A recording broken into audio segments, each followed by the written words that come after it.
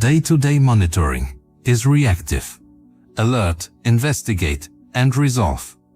But capacity planning, that's proactive. It's about observing trends, forecasting saturation, and acting well before the event actually occurs. The same telemetry data that fires today's alerts contains the signal for next quarter's infrastructure decisions.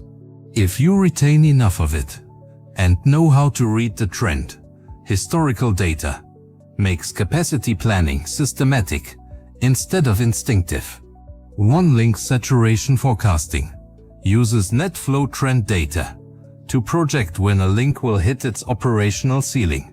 The 80% utilization threshold is the conventional point to begin procurement conversations, long before the link is fully saturated. At that level, burst traffic can regularly saturate the link, while the average utilization still looks perfectly acceptable. With 6 months of history and linear extrapolation, the forecast is reliable enough to drive a hardware upgrade cycle. That conversation should start 8 weeks before saturation, not 8 hours after. Data-driven lead time is the key. Some capacity problems only become visible when you correlate synthetic and OTel data over time.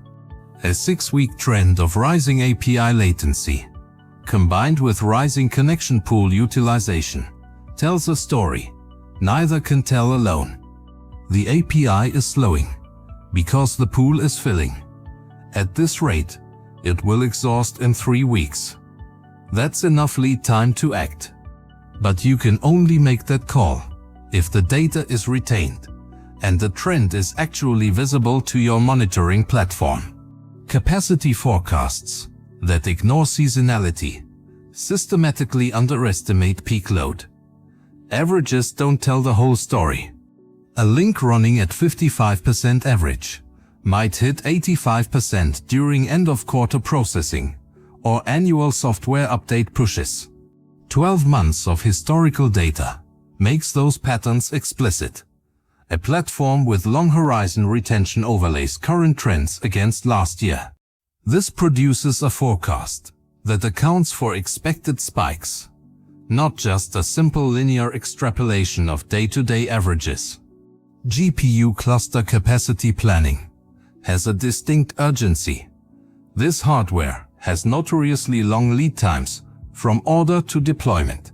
If inference growth continues, the point at which you need capacity often arrives before the actual hardware does.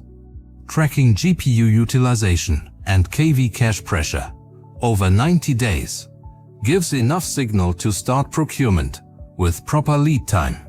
This is capacity planning with a much different cost curve than network hardware and a significantly harder deadline. When you're building for AI, you aren't just buying hardware, you're buying the ability to scale without hitting a performance wall. Here is the evaluation question.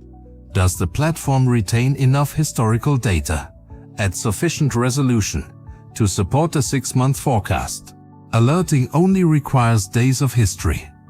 True capacity planning requires months. Don't settle for platforms that only look at yesterday.